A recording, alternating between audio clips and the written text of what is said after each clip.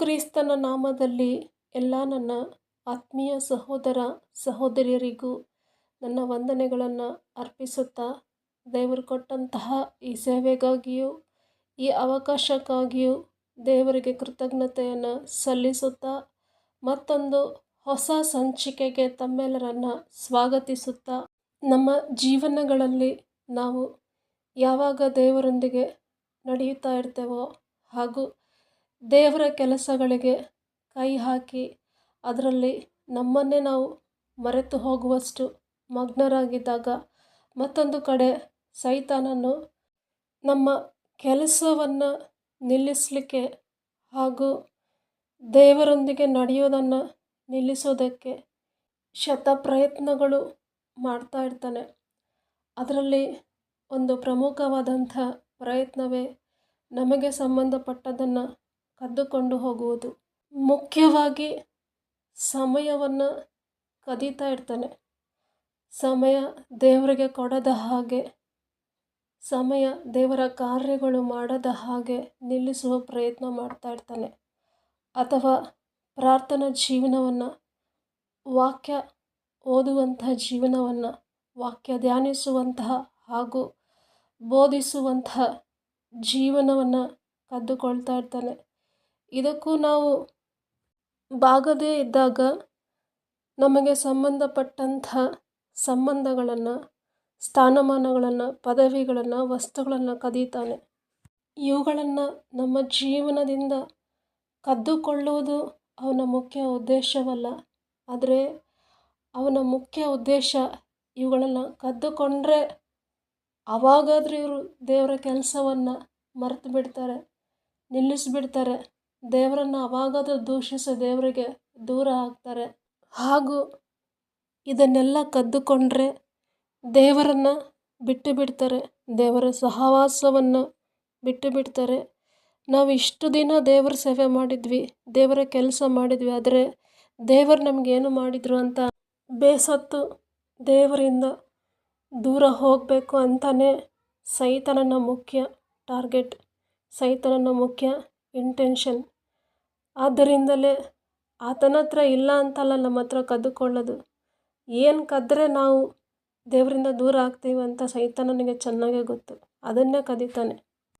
ಈ ಸಂದೇಶವನ್ನು ಆಲಿಸುತ್ತಿರುವಂತಹ ಸಹೋದರ ಸಹೋದರಿ, ನೀವು ಸಹ ದೇವರ ಕೆಲಸಕ್ಕೆ ಕೈ ಹಾಕಿ, ದೇವರೊಂದಿಗೆ ಕೈ ಜೋಡಿಸಿ, ದೇವರೊಂದಿಗೆ ನಡೆಯುವಂಥ ಸಂದರ್ಭದಲ್ಲಿ ನಿಮ್ಮ ಜೀವನದಲ್ಲಿ ಏನಾದರೂ ಕಳೆದುಕೊಂಡಿದ್ದರೆ ಇವತ್ತಿನ ಈ ಶುಭ ಸಂದೇಶ ನಿಮಗಾಗಿಯೇ.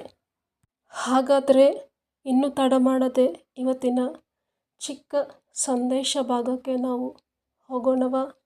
ಇವತ್ತಿನ ಸಂದೇಶ ಭಾಗಕ್ಕಾಗಿ ದೇವರಾತ್ಮನಿಂದ ಪ್ರೇರೇಪಿಸಲ್ಪಟ್ಟು ನಾನು ಆರಿಸಿಕೊಂಡಂತಹ ವಾಕ್ಯ ಭಾಗ 2ನೇ ಅರಸರು 6ನೇ ಅಧ್ಯಾಯ, ದೈವವಚನಗಳು 1-7.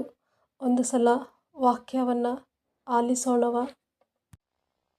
ಒಂದು ಸಾರಿ ಪ್ರವಾದಿ ಮಂಡಳಿಯವರು ಎಲೀಷನಿಗೆ, ನಾವು ನಿನ್ನ ಜೊತೆಯಲ್ಲಿ ವಾಸಿಸುತ್ತಿರುವ ಈ ಸ್ಥಳವು ಬಲು ಇಕ್ಕಟ್ಟಾಗಿದೆ.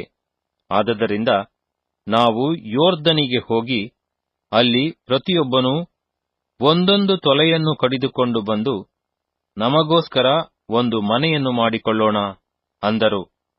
ಅವನು ಅವರಿಗೆ, ಹೋಗಬಹುದು ಎಂದು ಹೇಳಲು, ಅವರಲ್ಲೊಬ್ಬನು, ದಯವಿಟ್ಟು ನೀನು ನಿನ್ನ ಸೇವಕರಾದ ನಮ್ಮ ಜೊತೆಯಲ್ಲಿ ಬರಬೇಕು ಎಂದು ಬೇಡಿಕೊಂಡನು.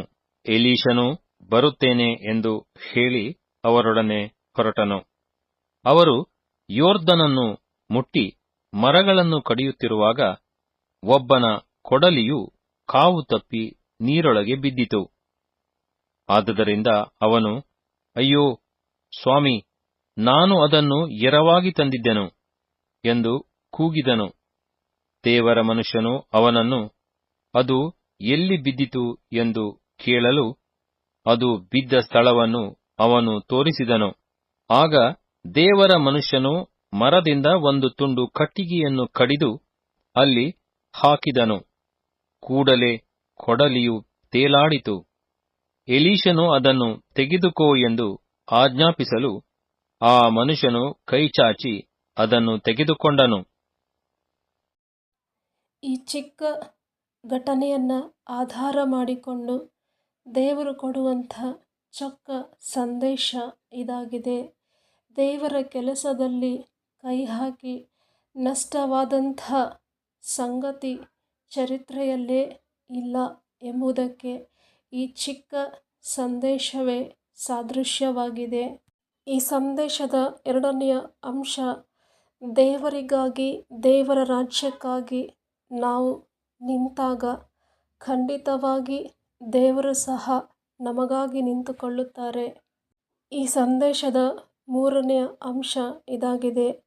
ಇವತ್ತಿನ ಸಂದೇಶಕ್ಕಾಗಿ ಆರಿಸಿಕೊಂಡಂಥ ವಾಕ್ಯ ಭಾಗದಲ್ಲಿ ನಾವು ಗಮನಿಸಬೇಕಾದಂಥ ಮುಖ್ಯ ಅಂಶ, ಕಳೆದುಕೊಂಡದ್ದನ್ನು ಮತ್ತೆ ದೇವರು ಹಿಂತಿರುಗಿಸಿ ಕೊಡುತ್ತಾರೆ. ಇವತ್ತಿನ ವಾಕ್ಯ ಭಾಗವೇ ಸಾರಿ ಹೇಳುವುದೇನೆಂದರೆ, ನಮ್ಮ ದೇವರು ಪುನರ್ಸ್ಥಾಪಿಸುವ ದೇವರಾಗಿದ್ದಾರೆ. ಹಾಗೂ ಇವತ್ತಿನ ಸಂದೇಶದ ವಾಕ್ಯದ ಸಾರಾಂಶವೇ ಅದಕ್ಕೆ ಸಾದೃಶ್ಯವಾಗಿದೆ.